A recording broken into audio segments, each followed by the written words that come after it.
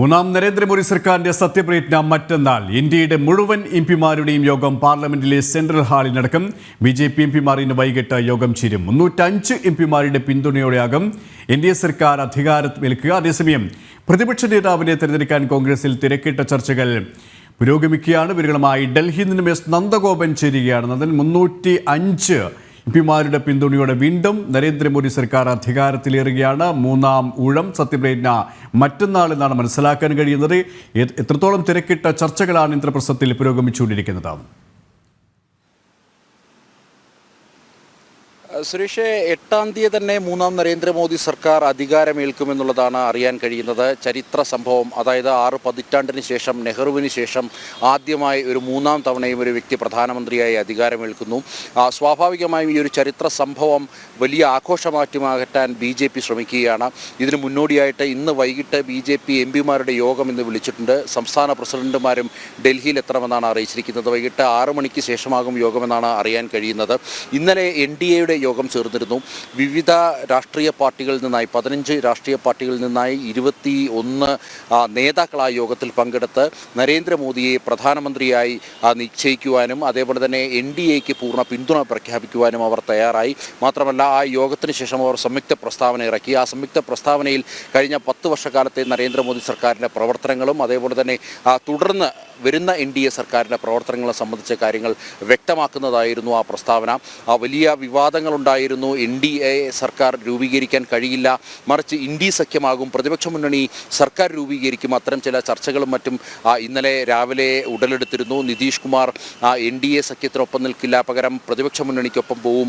അതേപോലെ തന്നെ TDP നേതാവ് ചന്ദ്രബാബു നായിഡുവുമായി ഇതിനോടകം രാഹുൽ ഗാന്ധി അടക്കമുള്ള മുതിർന്ന നേതാക്കൾ ചർച്ച നടത്തി. തുടങ്ങിയ ചർച്ചകളൊക്കെ ഇന്നലെ ഉണ്ടായിരുന്നു. എന്നാൽ അത്തരം ചർച്ചകൾക്കൊന്നും വിലപ്പോയില്ല എന്നുള്ളതാണ് യാഥാർത്ഥ്യം. അതേസമയം ഇന്നലെ ഏതാണ്ട് 305-ലധികം എംപിമാരുടെ പിന്തുണയുണ്ട് എന്നുള്ളതാണ് BJP നേതാക്കൾ വ്യക്തമാക്കുന്നത്. 18 സ്വതന്ത്ര എംപിമാർ വിജയിച്ചതിൽ ഇതിനോടകം 7-ലധികം സ്വതന്ത്ര എംപിമാർ നരേന്ദ്രമോദിക്ക് പിന്തുണ പ്രഖ്യാപിച്ച സാഹചര്യമുണ്ട്. കൂടുതൽ കക്ഷികൾ ഒരുപക്ഷേ ഈ BJPക്കൊപ്പം NDA സർക്കാരിൻ്റെ ഭാഗമാകുവാൻ വേണ്ടി തയ്യാറാകുമെന്നുള്ള സൂചനകൾ ലഭിക്കുന്നുണ്ട്. അങ്ങനെയെങ്കിൽ അത് 305-ലേക്ക് അല്ലെങ്കിൽ 5-ൽ അധികം ഉയരുവാനുള്ള ഒരു സാധ്യത തന്നെയാണ് കാണുന്നത്. ഏതായാലും സത്യപ്രതിജ്ഞയുമായി ബന്ധപ്പെട്ട ചടങ്ങുകളും മറ്റും 8-ാം തീയതി തന്നെ നടക്കും. അതിനു മുന്നോടിയായി 7-ാം തീയതി വെള്ളിയാഴ്ച നാളെ NDAയുടെ മുഴുവൻ എംപിമാരുടെയും യോഗം പാർലമെൻറ്റിൻ്റെ സെൻട്രൽ ഹാളിൽ നടക്കും. അവിടെ നരേന്ദ്രമോദിയെ കക്ഷി നേതാവായി തിരഞ്ഞെടുക്കും. സർക്കാർ രൂപീകരണത്തിന് എംപിമാരുടെ ശുപാർശയടങ്ങുന്ന കത്തുമായി രാഷ്ട്രപതിയെ സമീപിക്കുന്നതോടുകൂടി ഈ സത്യപ്രതിജ്ഞയ്ക്കുള്ള കളമൊരുങ്ങുന്നു. ഒപ്പം തന്നെ ഈ പ്രതിപക്ഷ നേതാവിനെ ചൊല്ലിയുള്ള ചർച്ചകൾ ഏത് തരത്തിലാണ്? സഭാകക്ഷി നേതാവ്, ഇത്തരത്തിലുള്ള ചർച്ചകൾ ഇന്ത്യ മുന്നണിയിൽ ഏത് തരത്തിലാണ് പുരോഗമിക്കുന്നത്? കാരണം ആദ്യഘട്ടത്തിൽ അധികാരത്തിലെത്താനുള്ള എല്ലാ നീക്കങ്ങളും അവർ നടത്തിയിരുന്നു. വിഫലമായ ഒരു ഘട്ടത്തിലാണ് പ്രതിപക്ഷത്തിരിക്കാമെന്നുള്ള തീരുമാനം ഇന്നലെ വൈകിട്ടോടെ 2.5 മണിക്കൂർ നീണ്ട ചർച്ചയ്ക്കൊടുവിൽ അവർ തീരുമാനിച്ചത്. കാരണം ചന്ദ്രബാബു നായിഡുവിനടക്കം നിതീഷ് കുമാറിനെ അടക്കം പാളയത്തിലേക്ക് കൊണ്ടുവരാനുള്ള എല്ലാ തന്ത്രങ്ങളും അടവുകളും പയറ്റിയെങ്കിലും അതൊന്നും ഫലിച്ചില്ല. ഈ ഒരു ഘട്ടത്തിലാണ് അങ്ങനെ ഒരു തീരുമാനത്തിലേക്ക് എത്തിയത്. ഇനി ഏത് തരത്തിലായിരിക്കും അവരുടെ നീക്കങ്ങളും ഈ സഭാ നേതാവ്, പ്രതിപക്ഷ നേതാവ് തുടങ്ങിയ ഈ സ്ഥാനങ്ങൾക്ക് വേണ്ടിയിട്ടുള്ള ചർച്ചകളും?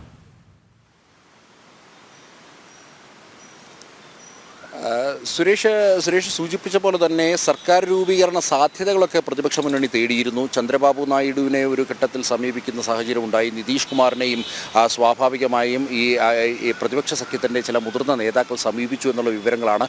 എന്നാൽ അവരോട് തന്നെ ഈ ഇരു നേതാക്കളും അവരുടെ വ്യക്തമായ നിലപാട് ആ സമയം തന്നെ അറിയിച്ചു. തുടർന്ന് ആ ചർച്ചകൾ അവസാനിപ്പിച്ചു എന്നാണ് അറിയാൻ കഴിഞ്ഞത്. മാത്രമല്ല, മറ്റ് കക്ഷികളെ കൂടി NDAക്കൊപ്പം നിൽക്കുന്ന മറ്റ് ചില ചെറിയ കക്ഷികളെ അടക്കം വലിച്ചു മാറ്റുവാൻ വേണ്ടിയുള്ള ശ്രമം നടന്നിരുന്നു. എന്നാൽ അത്തരം ശ്രമങ്ങളൊന്നും തന്നെ വിജയം കണ്ടില്ല. അതിനുശേഷമാണ് ഇന്നലെ വൈകിട്ട് മല്ലികാർജ്ജുന ഖാർഗെയുടെ വീട്ടിൽ 7 മണിക്ക് ശേഷം ഈ പ്രതിപക്ഷ മുന്നണി സഖ്യ നേതാക്കൾ യോഗം ചേർന്നത്. സ്റ്റാലിനും അതേപോലെ തന്നെ അഖിലേഷ് യാദവ് അടക്കമുള്ള നേതാക്കൾ ഈ യോഗത്തിൽ പങ്കെടുത്തു. അതിനുശേഷം പുറത്തു വന്ന മല്ലികാർജ്ജുന ഖാർഗെ വ്യക്തമാക്കിയത് രാഷ്ട്രീയ കാര്യങ്ങൾ മാത്രമാണ് ചർച്ച ചെയ്തത്. അതായത് സർക്കാർ രൂപീകരണ ചർച്ചയിലേക്ക് കടന്നില്ല എന്നുള്ളതാണ് സാരം.